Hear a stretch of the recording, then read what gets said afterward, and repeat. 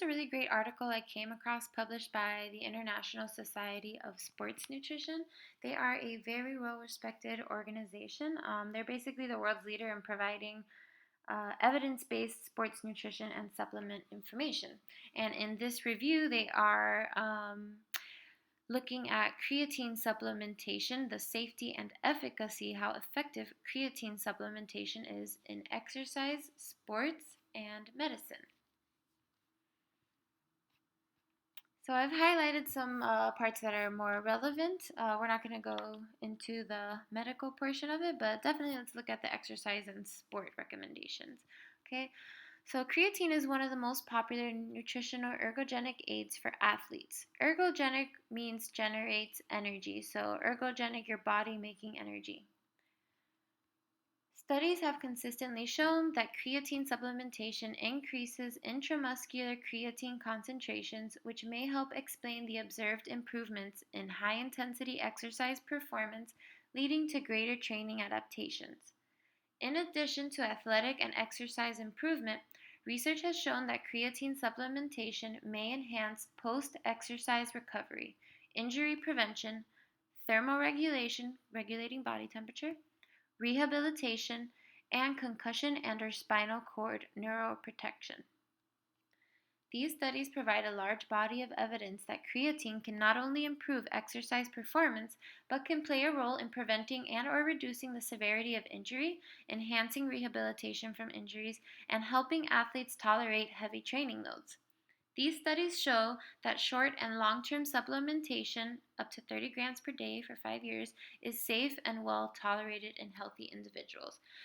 So creatine is a very popular supplement that athletes take. And I mean, there's like this myth out there that creatine is bad for you, bad for your kidneys, but studies have shown over and over that it's perfectly safe to take.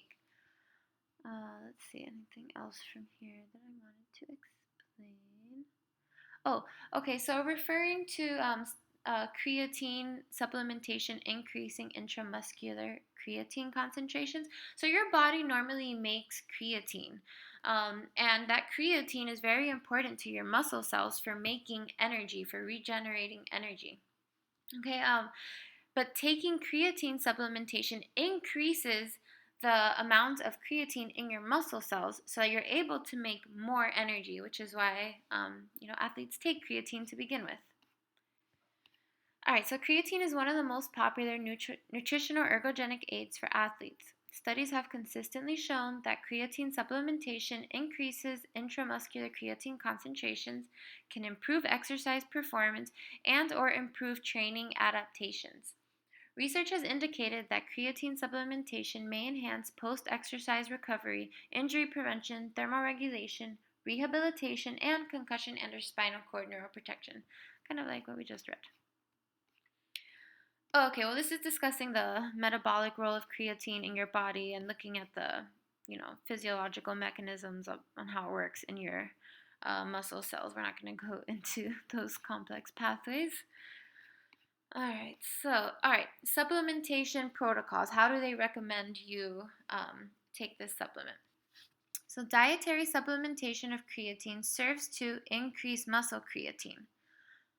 The most effective way to increase muscle creatine stores is to ingest 5 grams of creatine monohydrate, or approximately 0.3 grams per kilogram of body weight, 4 times daily for 5 to 7 days. So you start off the first week of creatine supplementation by, kind of getting like a loading dose of it. That's because you want to fill up your muscle cells with as much creatine as possible. Once muscle creatine stores are fully saturated, once you've filled them up with creatine in your muscle cells, then creatine stores can generally be maintained by ingesting 3 to 5 grams per day, so you can lower the amount of creatine supplementation. Although some studies indicate that larger athletes may need to ingest as much as 5 to 10 grams per day in order to maintain stores. Ingesting creatine with carbohydrate or carbohydrate and protein have been reported to more consistently promote greater creatine retention. So you're going to get a better result if you're taking your creatine supplement with consuming it with a carbohydrate or a combination of carbohydrate and protein. Additionally, it has been recommended that due to health benefits of creatine, individuals should consume about 3 grams per day of creatine in their diet. So, whether you're an athlete or not, everybody should be getting at least 3 grams per day of creatine in their diet.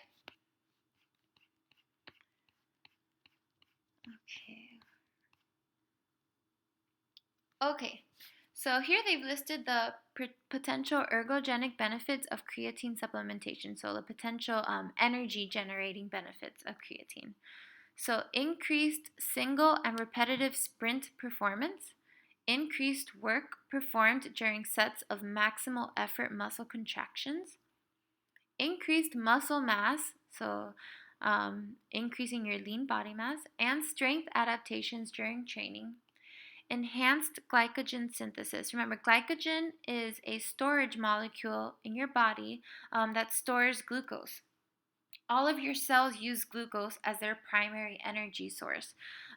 So your body stores some of this glucose in times of fasting or during exercise. When your body might need more glucose than normal, it can break down glycogen and get glucose from here. So creatine also helps your body store more glucose in the form of glycogen. There's also increased anaerobic threshold anaerobic exercise. Possible enhancement of aerobic capacity via greater, that's complicated. Increased work capacity, enhanced recovery, and greater training tolerance. Creatine supplementation has primarily been recommended as an ergogenic aid for power strength athletes to help them optimize training adaptations or athletes who need to sprint intermittently and recover during competition. After creatine loading, performance of high intensity and or repetitive exercise is generally increased by 10 to 20%. So your athletic performance can increase by 10 to 20% with proper creatine supplementation. So here are some examples of sports events that may be enhanced by creatine supplementation. So which sport activities will benefit from creatine? All right, reduced muscle acidosis. Okay, so muscle acidosis leads to muscle fatigue and weakness, cramping, and feeling tired during exercise. So creatine can help here, especially in combat sports. They have listed here MMA, wrestling, and boxing. Creatine can help reduce muscle acidosis, so reduce cramping, feeling weak, muscle fatigue, or feeling tired. Creatine can also increase body mass / muscle mass. Because creatine promotes increasing muscle mass, you have to keep track of your weight gain. So you're going to be gaining more muscle, and also there's some water retention that you get with creatine supplementation as well. So you have to keep track of your weight. But again, this specifically pertains to combat sports, MMA, wrestling, and boxing. In terms of performance, the International Society of Sports Nutrition has previously concluded in its position stand on creatine supplementation that creatine monohydrate is the most effective ergogenic nutritional supplement currently available to athletes in terms of increasing high intensity exercise capacity and lean body mass during training. Recent position stands by the American Dietetic Association, Dietitians of Canada, and the American College of Sports Medicine on Nutrition for Athletic Performance all drew similar conclusions. So this is important because thus a widespread consensus now exists in the scientific community that creatine supplementation can serve as an effective nutritional ergogenic aid that may benefit athletes involved in numerous sports as well as individuals involved in exercise training. So multiple organizations agree on the benefits of creatine supplementation in athletes. Okay, prevalence of use in sports. So how prevalent do athletes use it? Creatine is found in high amounts in the food supply, and therefore its use is not banned by any sport organization, although some organizations prohibit provision of some types of dietary supplements to athletes by their teams. In these instances, athletes can purchase and use creatine on their own without penalty or violation of their banned substance restrictions. So, your team can't provide it to you, but you can take it yourself. If that's the case for UFC. But I would double check, but they say no sports organizations ban the use of it. Okay. Other applications in sport and training. Research Recent research demonstrates a number of other applications of creatine supplementation that may benefit athletes involved in intense training and individuals who want to enhance training adaptations. For example, use of creatine during training may enhance recovery, reduce the risk of injury, and or help individuals recover from injuries at a faster rate. So it helps with rehabilitation. All right, so for enhanced recovery, creatine supplementation can help athletes recover from intense training. So, for example, this study by Green and coworkers reported that co-ingesting creatine with large amounts of glucose, carbohydrate, enhanced creatine and carbohydrate storage in muscle.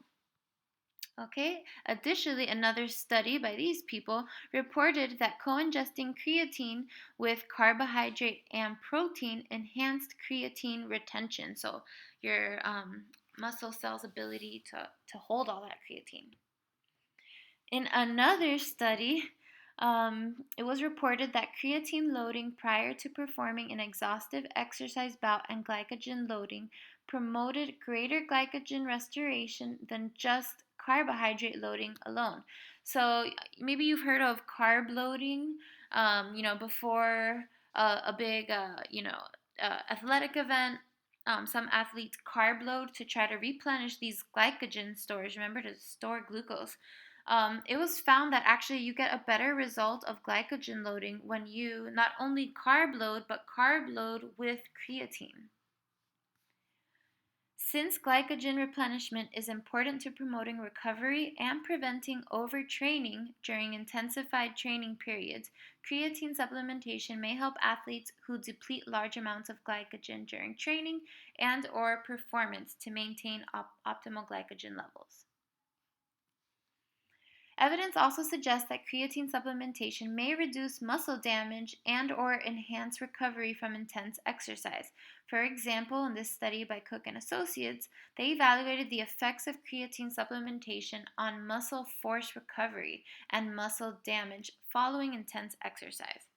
They reported that participants supplemented with creatine had significantly greater, they were looking particularly, they were measuring knee extension strength. And so the participants that took creatine had significantly greater strength during recovery from exercise-induced muscle damage.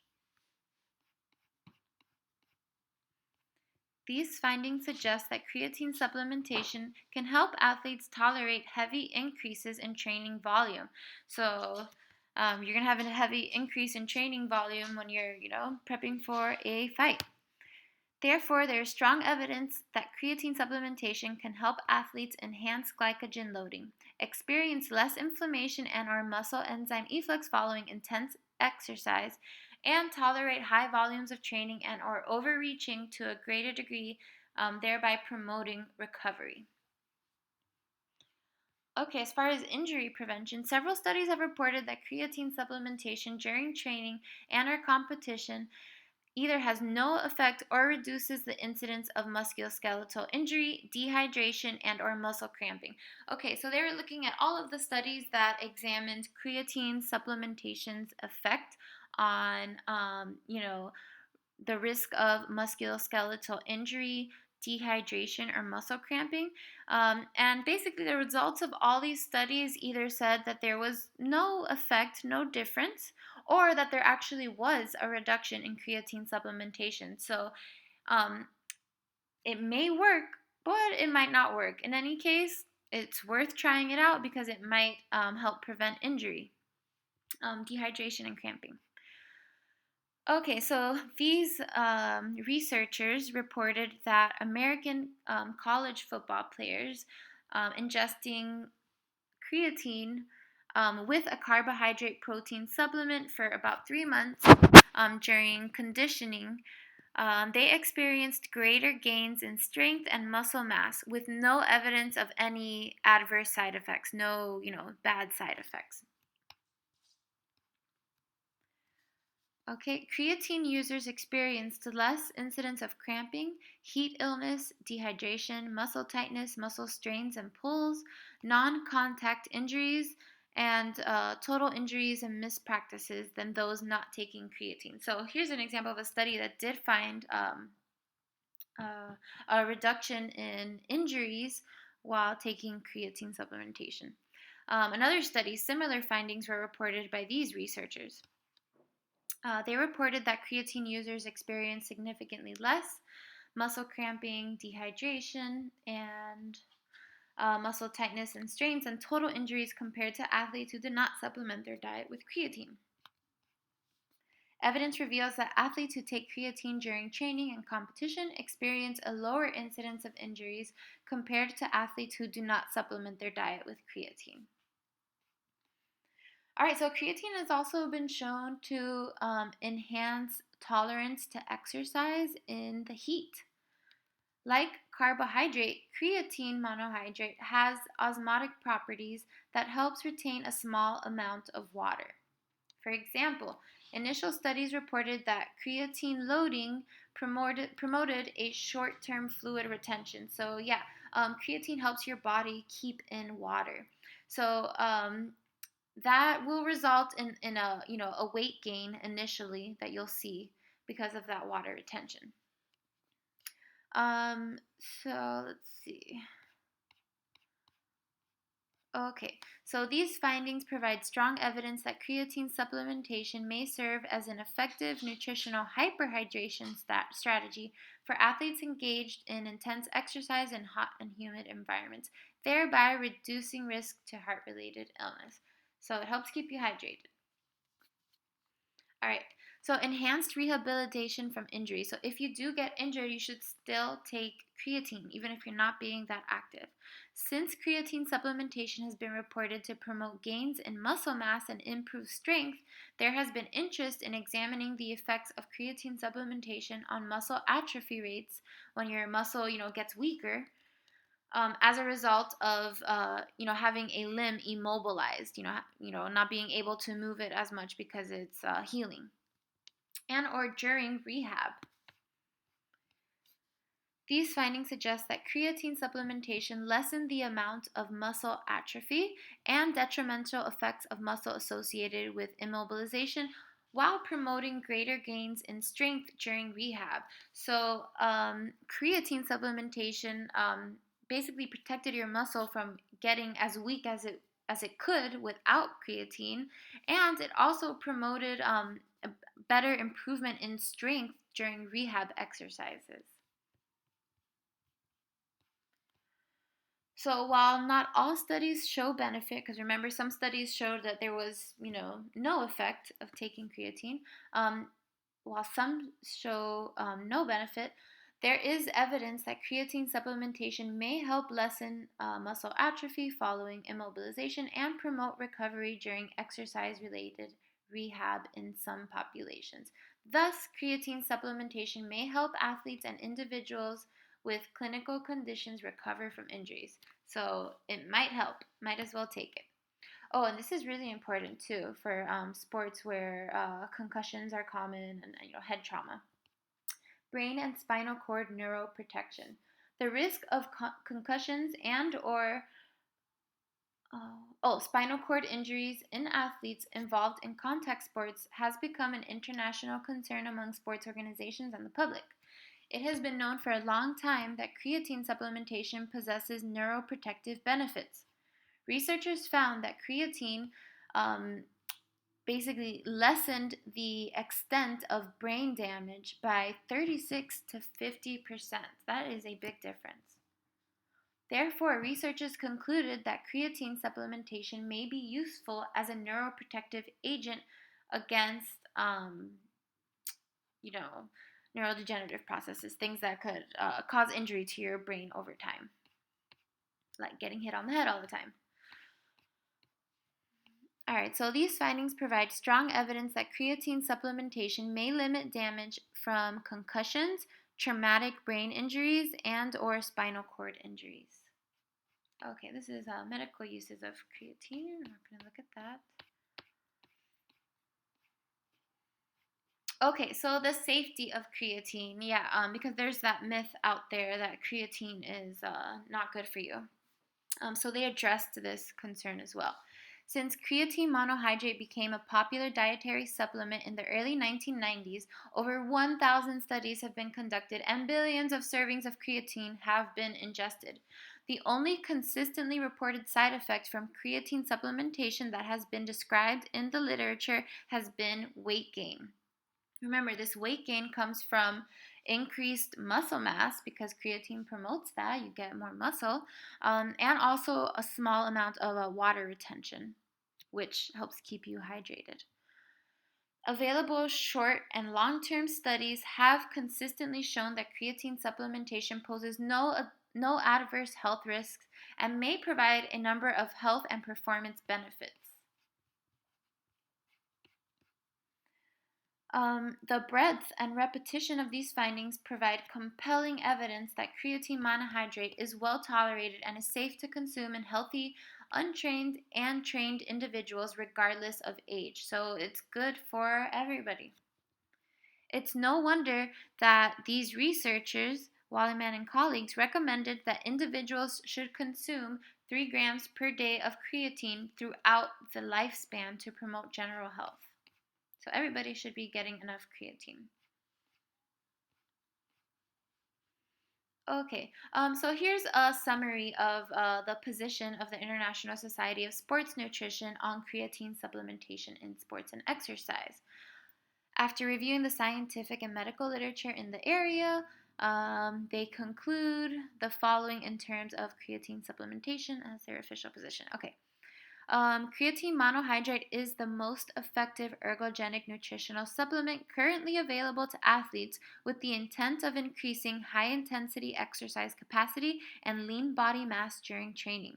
Lean body mass refers to muscle mass.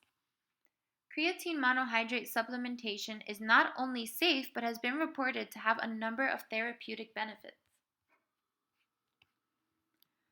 At present, creatine monohydrate is the most extensively studied and clinically effective form of creatine for use in nutritional supplements in terms of muscle uptake and ability to increase high-intensity energy capacity.